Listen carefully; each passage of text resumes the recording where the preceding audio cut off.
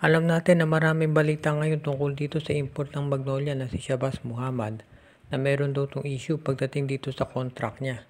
Pero kumpiyansa ang management ng Magnolia na ito'y hindi magiging hadlang at makapaglalaro ang nasabing player sa kanilang lineup. At sa susunod na game daw nila ay magiging ready na itong si Shabazz Muhammad. Kaya sa ngayon sinabi ni Coach Chito Victorero na naniniwala siya na sa susunod na laro nitong Magnolia Chicken Templados ay magiging ready na itong si Shabazz Muhammad at hindi na yan magiging problema. As it is, nagpa-practice na itong si Shabazz para dito sa Magnolia at naniniwala sila na ito ay magiging malaking tulong sa kanilang lineup. Kung sakasakali na itong si Shabazz Muhammad nga ay makapaglaro na dito sa Magnolia, magiging isang malaking bagay yan para dito sa kanilang lineup. Kaya sa ngayon, ang Magnolia, ayon dito sa reports, hindi na nila iniinta kung ano pa man yung mga lumalabas na report tungkol dito sa contract issues daw nitong si Shabazz tungkol dito sa Lebanon at sa iba pa at yung issue ng letter of clearance. Dahil naniniwala sila na ito'y maaayos din at sa bandang huli ay magkakaroon dito ng tsansa na maglaro para sa kanilang lineup. Importante yan para dito sa Magnolia dahil itong si Glenn Robinson, ang balita natin ay nandun na sa Estados Unidos o pabalik na, kaya hindi na yan magagamit ng Magnolia. Pero wala naman talagang balak ang Magnolia na bumalik pa dito kay Glenn Robinson III dahil mukhang kumbinsido sila na itong si Shabazz talaga ang player na magdadala sa kanila sa kampyonato. Kaya sa ngayon abangan natin kung ano magiging desisyon dito ng Magnolia at ang paniwala ng karamihan talagang makatutulong ng malaki itong pagkuha nila dito kay Shabazz at yung paglalaro niya at pagpapractice sa next game. Kaya very confident na ngayon ang Magnolia.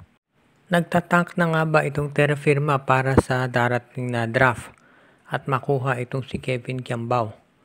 Yan ngayon ang usap-usapan ng karamihan dahil sa sobrang sama ng performance nito. Kahit na nga sinasabi mismo nung kanilang coach na si Jana Del Cardel na masama laro ng import, ay obviously wala naman to balak na palitan ito. At dahil dito marami nagsasabi na yan daw ginagawa ng terafirma, nagtatank para makuha si Kiambao.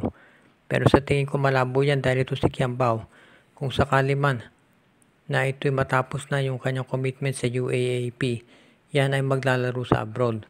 Parang magiging katulad yan nila Dwight Ramos, AJ Edu, Kai Soto at yung iba pa nating mga magagaling na Filipino players na sa iba yung dagat naglalaro dahil siyempre mas maganda ang kita doon. Kaya sa ngayon, huwag natin asahan na si Kiambao ang tinatarget ng terafirma. Hindi pa nga natin tiyak kung ano ba talaga ang nagiging plano nitong terafirma. So sadyang demoralize na yung mga players nila. Ang maliwanag dito ang terafirma ngayon ay kinukonsidera na worst team sa PBA pagdating dito sa performance.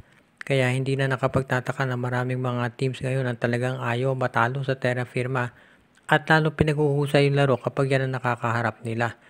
Sigurado marami din na nagtatanong kung anong mangyayari dito kay Christian Stan Hardinger dahil nandyan siya ngayon at kung magre-renew pa ng kontrata. Pero sa tingin ko malabo na mag-renew yan at kapag nag-expand na contract niyan sa November ay hindi na yan babalik dito sa terafirma at baka bumalik na sa Europa.